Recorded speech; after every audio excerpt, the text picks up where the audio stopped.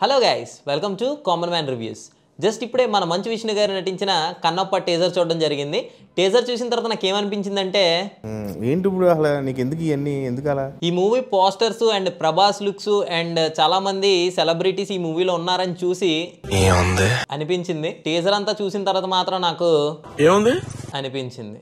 ఈ టీజర్ మొత్తం చూసేసరికి విజువల్స్ అన్ని కూడా టాప్ నాచ్ లో ఉన్నాయి అనిపించింది. బట్ కాకపోతే నాకు ఒక డౌట్ ఏంటంటే, మంచు విష్ణు గారికి అంత మార్కెట్ ఉందా? ఇది ఒక మరో ఆదిపురుష్ అవుతుందేమో అని నాకు చాలా భయం వేస్తుంది. ఎందుకంటే నాకు ఎక్కడో వైకింగ్స్ ఇలాంటివన్నీ చూస్తున్నట్టు అనిపించిందండి. భక్త కన్నప్ప అనేసరికి మనకి అమితమైన శివుడు భక్తుడు అని మాత్రమే తెలుసు. బట్ కన్నప్పని ఓవరాల్ గా ఒక వారియర్ పాయింట్ ఆఫ్ వ్యూ లో మాత్రమే చూపించారు. మేబీ మేకర్స్ భక్త కన్నప్పని కేవలం స్పిరిచువాలిటీ పర్సన్ గానే కాకుండా కన్నప్పలో కూడా ఒక వారియర్ ఉన్నాడు అనే పాయింట్ ని మనకి చూపించాలి అనే విధంగా ట్రై చేస్తున్నారేమో అని నాకైతే అనిపించింది. ఇకపోతే మోహన్ బాబు గారు తన కొన్ని ఇన్ఫ్లుయెన్స్ మొత్తం యూజ్ చేసి ఇండస్ట్రీలో top most actors including Prabhas తో కలిపి చాలా మందిని ఈ మూవీలో ఇంక్లూడ్ చేశారు.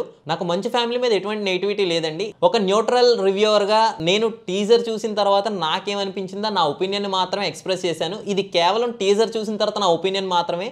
మేబీ ఫ్యూచర్ లో ట్రైలర్ చూసాకో లేదా మూవీ చూసాకో నా ఒపీనియన్ మారచ్చు. బట్ ప్రస్తుతానికి టీజర్ చూసిన తర్వాత నాకైతే మాత్రం అంతగా అనిపించలేదు. మరి ఈ ట్రైలర్ చూసిన తర్వాత మీకేమనిపించిందో కింద కామెంట్ చేయడం మర్చిపోకండి. ఇలాంటి హానెస్ట్ అండ్ జెన్యూన్ రివ్యూస్ కావాలనుకుంటే మా ఛానల్కి సబ్స్క్రైబ్ చేయండి. అంతేకాకుండా మీ ఫ్రెండ్స్ అండ్ ఫ్యామిలీ కూడా షేర్ చేయండి. లైక్ చేయడం మాత్రం మర్చిపోకండి. Thank you.